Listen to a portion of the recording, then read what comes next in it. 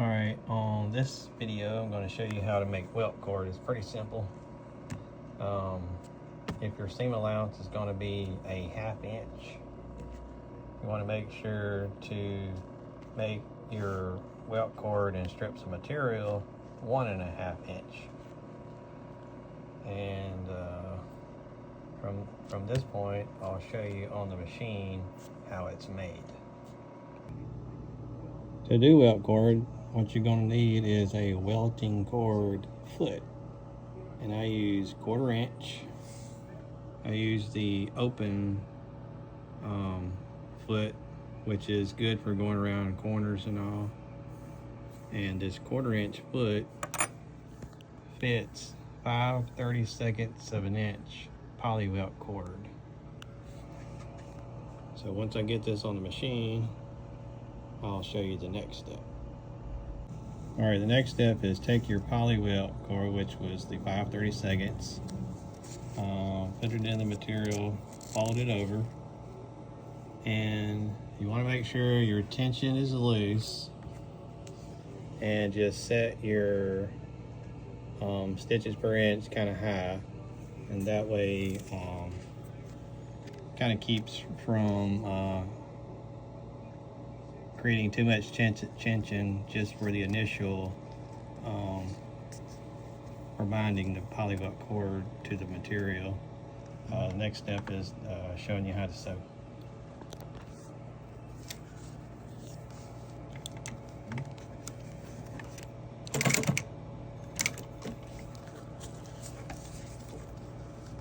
Just fold the material over to the edge.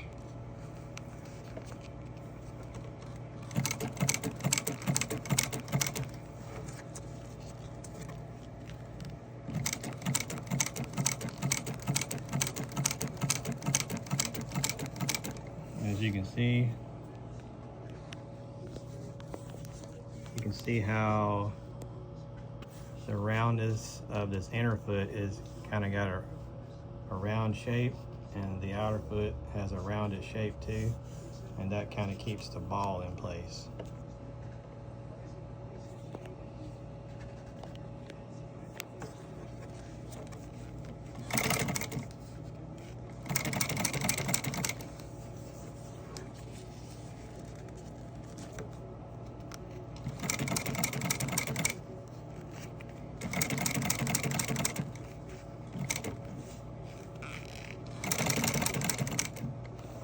I'm not going to bore you with the rest of it, but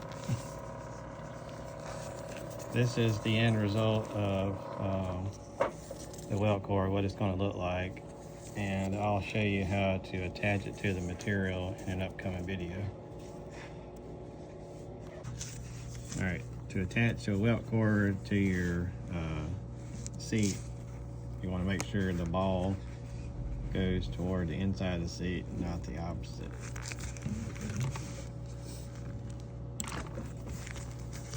Put it to the edge. Turn your machine on, of course.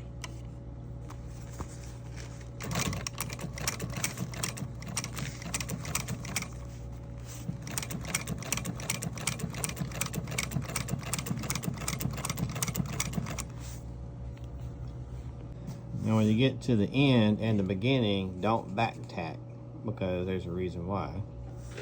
Because when you get ready to sew these things together, what you'll want to do is undo this thread and go from the edge of your pattern, go back at least a 1/2 inch, and then cut off this poly welt cord.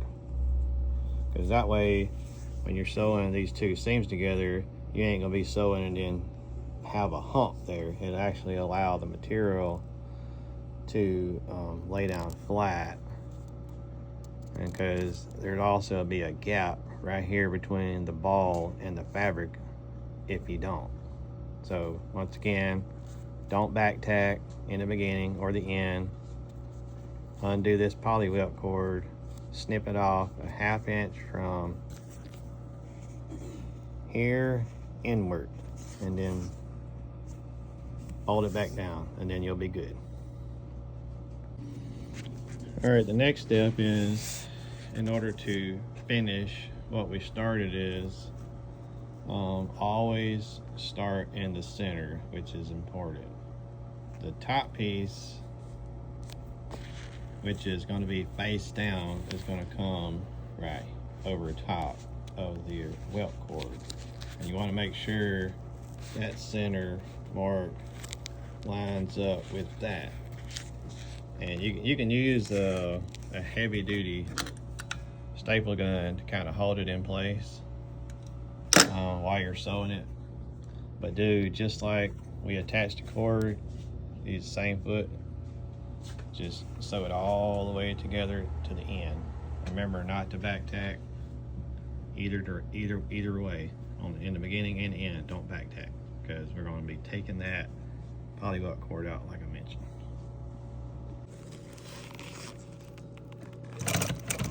This is the top pleated section sewing down to the welt cord. If you're wondering what this is a sew guide.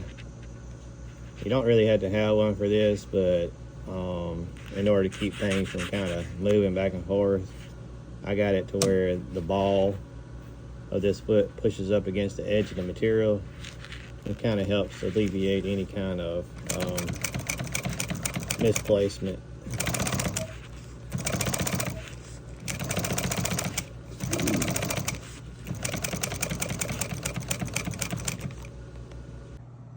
This is what it should look like right side up.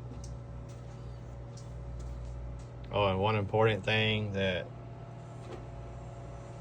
you're only going to learn from experience is never sew a welt cord to anything that has any kind of curvature like this.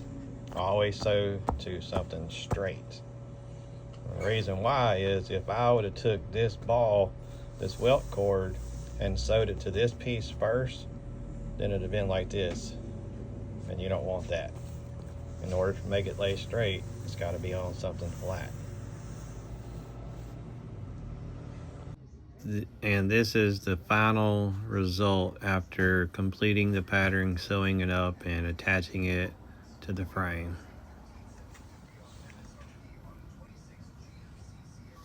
This is showing the pleats up close, showing you the 2-inch channels sewn with 210 Ceraphil thread.